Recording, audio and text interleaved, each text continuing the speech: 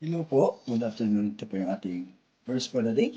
For it is by grace you have been saved through faith, and this is not from yourselves, it is the gift of God, not by works, so that no one can boast. For we are God's handiwork created in Christ Jesus to do good works, which God prepared in advance for us to do. So ibig sabihin, yes, we are not saved by grace, but yet, we are saved by grace, I should say. Yes, naligtas tayo dahil sa grasya ng Panginoon, dahil sa ating pananampalataya at hindi sa ating mga sariling gawa. Okay? Para hindi tayo makapagyabang.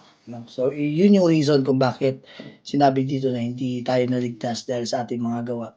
Okay? Dahil para tayo ay hindi makapagyabang, hindi tayo makapag-boast, no, ng ating sarili, so that we cannot boast ourselves that we do good things, no. But in verse 9 or in verse 10, sabi dito, for we are God's handiwork. So you are created by God, and all of us are created by God, and created because of the Lord Jesus Christ to do good works. So ibig sabihin, in that case, we are created to do good works.